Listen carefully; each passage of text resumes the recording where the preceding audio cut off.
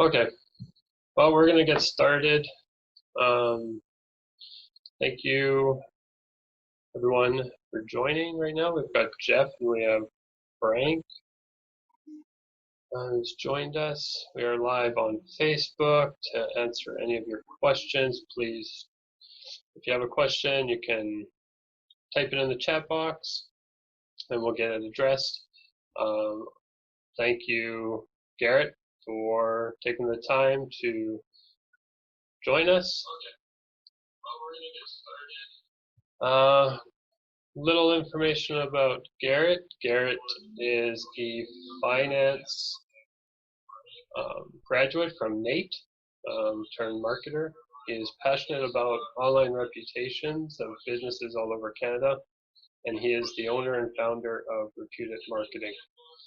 He is responsible for the influencing and controlling online reputations of individuals and businesses within Reputed's portfolio. So let's start things off with a couple of questions to get to know you a little bit better, Garrett.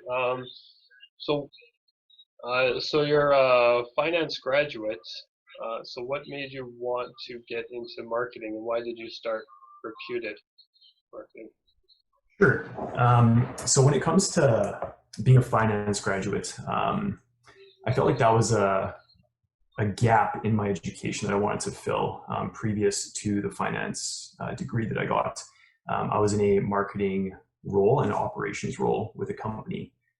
And I noticed the gaps that they had within their services and within their marketing plans that I wanted to fill. So there was a need, obviously, within what I was doing currently with that company. And then I decided to go out on my own and start Reputed.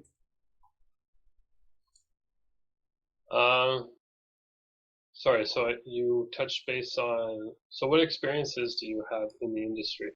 Gotcha. Okay, so back in the day, back in 2009, we actually were selling the legal and medical directories. They were print directories.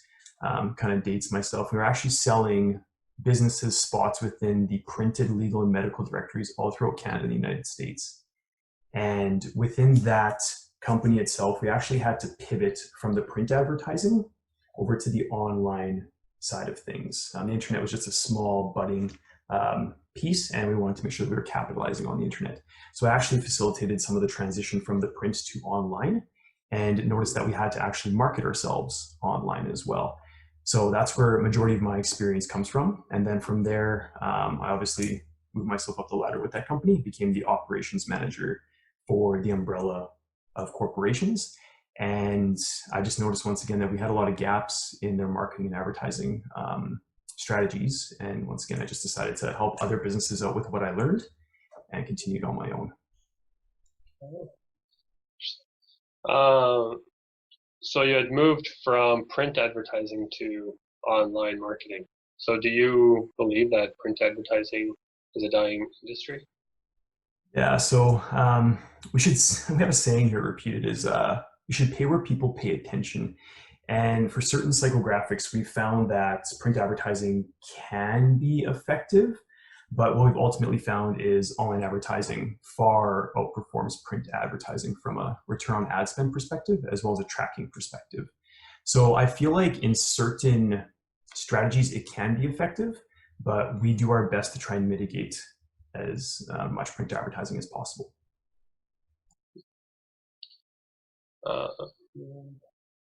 So then what do you believe is the most effective source of traffic and conversions? Sure. So when it comes to the most effective source of traffic and conversions, I feel like organic traffic from search engines is the most effective source of traffic and conversions because the potential customer is already looking for your product, service, or business. And there's intent behind the search. So whenever I'm Googling or Binging any sort of product or service that I'm looking for, normally what I'll do is I'll go through the organic results and then see which company I'd like to reach out to or which product or service I'd like to have. So because there's intent behind what I'm trying to do or the problem that I'm trying to solve, definitely organic traffic from search engines is by far the most effective source of traffic and conversions. Okay.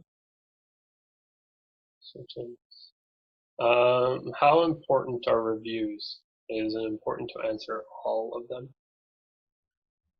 Yeah, absolutely. Reviews are extremely important. Buying decisions are consistently based on reviews. So I'm sure every one of us here in the past week or two has gone online to purchase something on Amazon or has Googled something, whether they're going to a restaurant or to a business, and checked out some of their reviews. And to figure out exactly what the company is doing within those reviews, whether they're replying to the reviews, whether the product is actually good or the service is actually a quality one. And then based on those reviews, you will choose whether to purchase that product or go to that business based on them. So how important are they? They're extremely important, and making sure that you are replying to them because of the simple fact that it is feedback from customers who have used your service. So making sure that if someone does have a bad experience, you are able to overcome their feedback and make sure you're helping them overcome their issues, as well as you can see whether you're doing a good job or not. If you have a lot of bad reviews, then obviously that feedback is necessary. You need to make sure you're mitigating any sort of issues that happen in the future. And if you're having great reviews, then just continuously keep doing what you're doing. So I guess that kind of comes into my next question about customer experience in digital marketing. How important is it? Yeah, absolutely. Customer experience is extremely important as well. It's all about showing up for the customer when and where they need you, and with ease and consistency on their part as well. It's also about making sure that every single interaction with the company is memorable and meaningful. It's not just transactional, it's relational. And we also have another saying around here, it's that it's never just business. We never ever want to have that wall of saying, well, you know what, this is just a business transaction. It doesn't affect you personally. Where at the end of the day, everything that happens within business affects someone somewhere. So to answer your question, it is extremely important. Customer experience is everything. So most effective source of traffic and conversions, you're saying, is Google search engines. And getting those Google reviews are extremely important because it's kind of showing the customer experience side of things and providing you feedback to everyone. So what can we do as small businesses to ramp up our search engine? What can we do? What steps can we take to start optimizing our search engine? Sure, absolutely. So what you can do is you can, so what you can do is you can start looking for expertise, authoritativeness, and trust. Google Eat has been a thing recently with regards to ranking in search engines. So if you have the expertise, authoritativeness, and trustworthiness within your certain niche based on the content and the backlinking that you're having to your website, that can definitely help you increase your appearance in search engines, as well as, once again, gathering those reviews, making sure you're replying to those reviews as well, and soliciting for those reviews. So either emailing your clients whenever you've completed a job, making sure that they're satisfied with the service or product, and then making sure that they somehow review you, whether that's to leave feedback or some sort of information on your Google My Business page. And make it super, super simple. Just include maybe a small button that says, we would love to have your feedback, and then make it so that it automatically goes to your page for them to leave a review. Because the last thing that a customer wants to do is click through 17 different things to finally find a place to leave you a review. So definitely making it easily accessible and making sure you're obviously targeting your clients.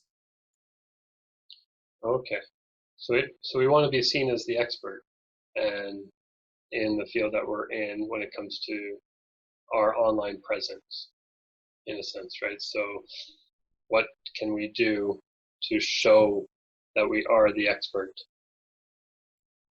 Great question. Absolutely. I think content is one of the best things to do to show that you are the expert within your industry, and making sure that you're linking relevant information as well that's not within inside of your own website, but making sure you're backing up by citing other websites that have relevant information as well. So whether that's through videos, whether that's through text, whether that's through imagery, making sure that you have something on your website to show that you know what you're talking about, so that Google can say, okay, this person knows what they're talking about. Let's rank them higher within the search results. So do you think I'd get ranked higher if I had a guest blog on another site say like, I don't know, the Chamber of Commerce, I post about a blog about taxes as opposed to posting a blog on my site about taxes? Am I going to be ranked higher for that guest blog on Chamber of Commerce? So just to 100% understand where you're going with this. So I'm going to preface this with saying that I have no idea how search engines work with Google. All I know is that there's been a lot of testing done and understanding kind of how things help push yourself higher in the rankings. Google does publish a lot of information as well to help you understand what EAT is. But I think what you're talking about is backlinking and guest posting.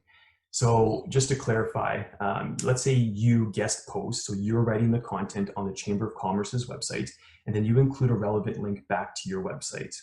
Will that inherently make you rank higher? The answer to the question is possibly. It depends.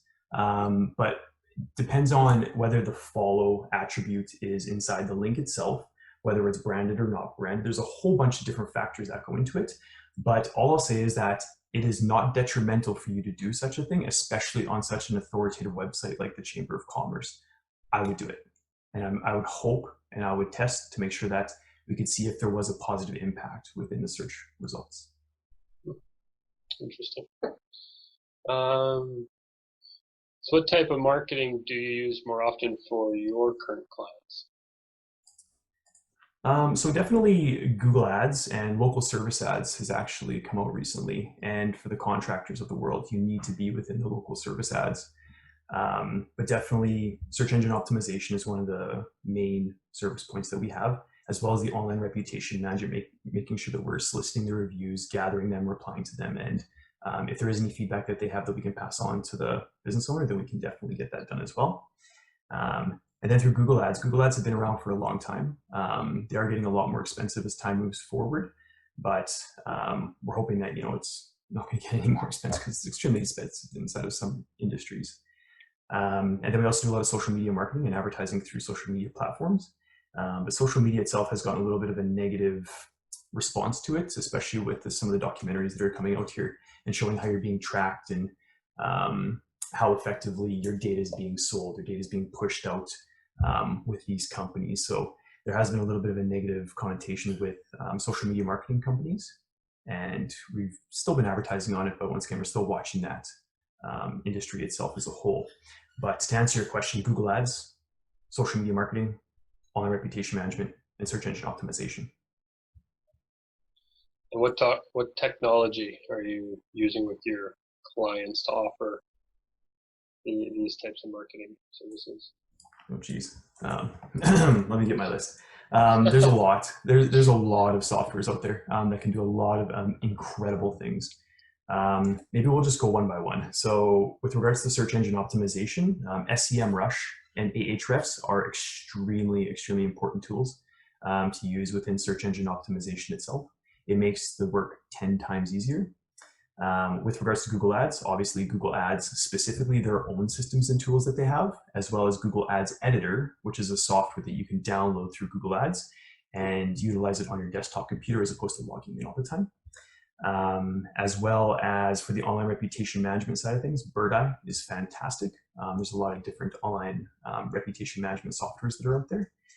Zapier is incredible. I'm sure you're well aware. It's an automation tool that helps you integrate different softwares to make sure you're automating specific processes within the company. It helps save thousands of hours, I'm sure, especially for us within the last year. And apart from that, Facebook itself, Facebook Ads Manager has been extremely helpful. And also Search Console through Google. There's a ton, but for the most part, I've named off the most important ones there for you. So how do you, putting all those into place for your clients, how are you measuring the return on their investment? And what metrics do you track? Great question. So Google Analytics is extremely helpful when it comes to conversion tracking and attributing values to customers. So let's say, for instance, if we're doing a Google Ads campaign and we want to see the customer journey all the way to the end and see how they converted and which keyword they converted on, we can set up those items to make sure that, let's say, this keyword is more effective than this keyword. then we can say, okay, let's amplify or let's push more money into this effective keyword in this campaign to make sure that we're optimizing the ROAS. So what we do is we effectively watch the customer journey through the software and then see who converts, how much they converted for, and then say this is the effective ROAS for this specific campaign. And to get even further, through local service ads and the contractor clients out there who are listening, when it comes to local service ads, what you can actually do is set up the account. And then once the client calls in to book an appointment, you can actually listen to the entire conversation and then create a calendar, get their email address, get all their information all within the Google platform, and then schedule it out, get it completed, and then send a review solicitation all in one platform. And that's on a cost per lead system, not a cost per click system. So you only pay for the leads that come into the business. And that's a great way of tracking ROAS. So what's setting you apart from other marketing agencies? That's a great question. I feel like we all have the same information itself, but I feel like when it comes to our portfolio, we stick to one client per market per industry.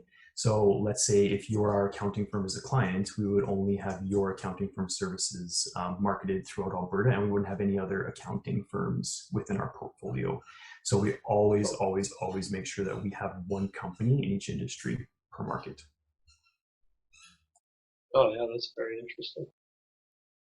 It's a unique way of approaching it.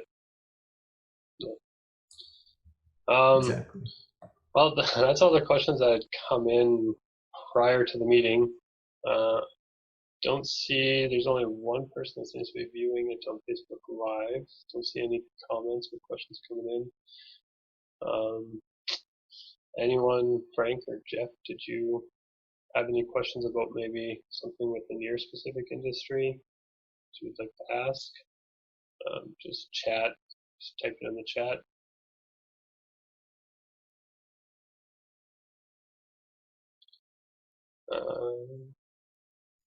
Jeff said yes, so we'll wait for him to fire off a few questions. Sure, yeah.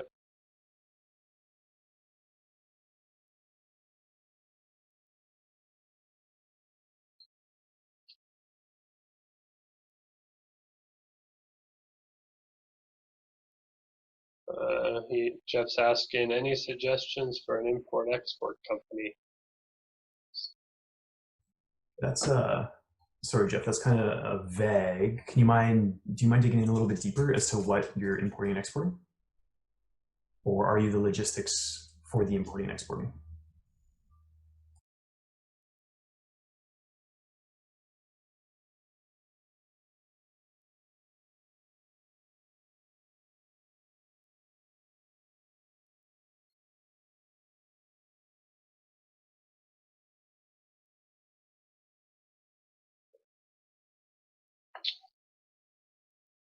Advertising? You're saying advertising my clients are in Asia? Gotcha. So any suggestions for that area? So I have a contact actually who has done this for quite a few companies here in Edmonton. And I'll give you an example. I'd actually take you and refer you off to Business Development Canada for the specialist for importing and exporting internationally and advertising. And then we'd probably collaborate and come up with a great marketing strategy. But I'll give you an example. We had a discussion about bath bombs, and it was that type of a company, kind of like Lush, where they were exporting bath bombs to other countries. And this individual was having issues in Japan and exporting these items. So what they found out while going to Japan is that the actual term bomb has a negative connotation with Nagasaki and the other bombs that have went off in Japan. So what they found is they actually had to change the marketing push for those bath bombs into a different type of, word effectively. So I would have to actually refer you off to international marketing and importing and exporting. But I do have a contact there. So if you'd like me to send you over their information and let them know I sent you, I could definitely help you out that way.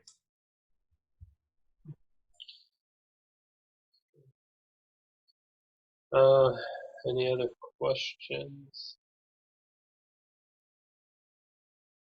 Okay. You did provide, do you see, I'm assuming you see that, right? Yeah, I got it. I'll send you an email. Absolutely. Awesome. Thanks for doing that. Okay. we did have, originally we had 7 people registered, so I expected more people to have joined us, more questions to ask. Frank, did you have any questions?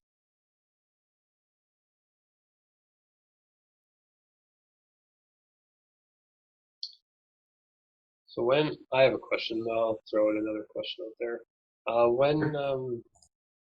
When would you choose Facebook over, like Facebook ads over Google ads? Yeah, that's a great question. We'd have to do some sort of split testing. I always say try and we'll see what works. So when it comes to choosing one channel over another channel, what I always recommend to a client is let's try a little bit of A/B testing to see what's going to be more effective for you within a certain given time. And then we'll see which is more effective, and then obviously push more funds towards the most effective form of advertising. Yeah, interesting. Frank's asking, do you have any expertise in SEO for websites? Yeah, absolutely. I could show you a few case studies that we have over the past few years. I actually have a small little side thing that I'm doing with regards to the motorcycling industry. And we've gone from 0 impressions since last November to over 535,000, I believe, last time I checked, in the past 90 days of impressions for that specific website. And it's all content based. There's been no paid advertising, no nothing. It's just all specific content. And it's been huge. So yeah, we do have expertise in SEO. If you want some more information regarding that, let me know. I can definitely send you some information. That's what we've done for clients. And from your other question there, do Google ads actually work? That's funny because that's a very, very, how can I say this? It's a requested question, I guess. It's come up a lot. So do Google ads actually work? Yes, they do. If you're tracking it properly and you understand where those leads or those customers are coming from. So what normal businesses will do is say, you know what, I'll just do it myself. I'll take care of it. I can see the Google ads. I can see where the conversions are coming from. Fantastic. What we find is that a lot of those small businesses don't actually set it up properly and don't understand how it actually works. So yes, they do work in most industries. And you just have to make sure you understand where your leads are coming from and where the traffic's coming from and if they convert. That's it. Yeah, and to add to that, it's very important to be tracking, the metrics, right? Putting the metrics in place and tracking it and, calculating your return on investment to actually find out whether it's working or not. And like that's where someone like Garrett would come in to help with tracking of those metrics and calculating your return on investment. And the one thing and if it's not working, then you got to find out why, right? I myself cannot answer that question as to why it's not working, right? That's why, I would lean on Garrett's expertise to find out why it's not working, make the changes that you need to make, and go from there, right? But yes, there is going to be some error, and you just have to learn from it and make it. There's a lot of upfront work, a lot of testing, and like Garrett said, like with Facebook ads and Google, like A and B testing, right? It's huge, and a lot of people test even when you're trying to sell one product, and you have it set up in different ways to test through A, B, and C, right? And like you had said about the word bomb, right? It's very, that doesn't work in some cultures, right? So how are people receiving the language that you are putting out there, right? And that's why you create ABC testing to change the language a little bit to see what is more receptive to your target audience, right, Garrett? Exactly, yeah, and even then, like when it comes to split testing, different channels, different wording is fantastic, but you guys would be surprised as to colors as well. Certain genders, certain age groups actually prefer different colors as opposed to others. Your click-through rates and your conversion rates can actually be a lot higher with something that's blue than red, right? So not only just testing the channels and the different wording, but also the color schemes, the different types of videos, the different types of transitions within the videos. There's all kinds of things that can be tested, and making sure that you're optimizing for what the consumer wants when they want it. Exactly. Frank is bringing up LinkedIn. That's a good question. What's your thoughts on LinkedIn and using LinkedIn for promoting your business and cultivating connections? Sure. COVID-19 has done a lot of, incredible things, and not on the positive side, but also on the negative side. So on the positive side, adopting technology. People are now utilizing LinkedIn, Facebook, Twitter, all kinds of search or all kinds of social media marketing tools in order to engage with people who they haven't engaged with or can't engage with because of COVID-19. LinkedIn itself is a great way to manage connections, but it's all about how you use the tool. LinkedIn is incredible if you can create those meaningful connections, follow up with them, and build that relationship. If you're just on that platform clicking add friend, add connection, like if you're just effectively utilizing it just to have it and show that you have 500 plus connections in Edmonton, it's not a very good tool.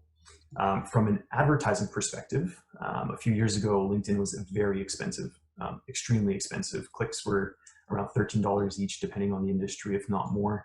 And it was very, very expensive to get in front of the business individuals on LinkedIn.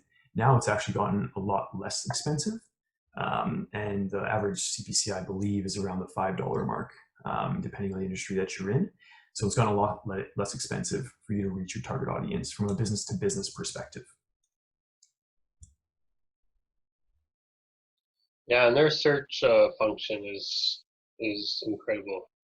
Being able to narrow your search to the connections that you want to make in order to help foster your business, right? So I can search for specific business owners and founders within Edmonton and just reach out to those individuals, right? So the search is very powerful in that you can filter to just the people you want to connect with.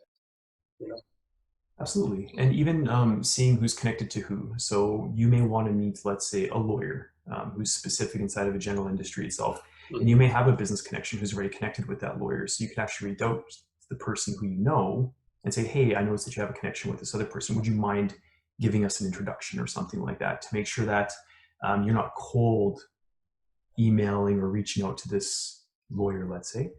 You actually can have someone reach out on your behalf to facilitate the introduction. That's extremely helpful as well.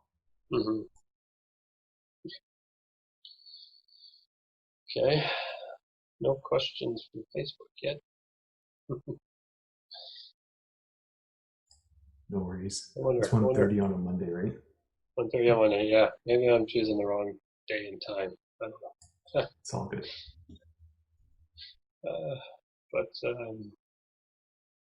Yeah, my feed doesn't look very well. Doesn't look very good on Facebook, but maybe that could be the computer. Okay, so if nobody has any other questions, I'd like to thank Garrett for taking the time to join us and answer the questions that we did have.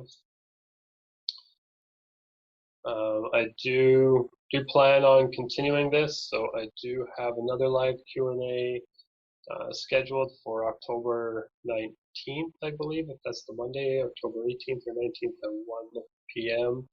I will be bringing along a corporate lawyer this time to answer any questions that anyone might have when it comes to the field of law and within their corporation, within their small business. So once again, thanks Garrett for taking the time to being with us. And any parting words? Maybe how can people reach out to you? Did you want to put that in the chat? Maybe. Absolutely, yeah. So I'll throw my email there inside the chat. For those that aren't watching this on Zoom, it's garrett@reputed.ca. Feel free to give me a shout on that email, and that's GARRETT, 2 R's, 2 T's, @reputed.ca. Any questions, comments, concerns about marketing in general, feel free to reach out to me, and I'll get back to you as soon as I can with my thoughts and feedback. Awesome. Well, thanks again, and everyone take care and have a great week. Have a great week, guys. Thanks, Jeff.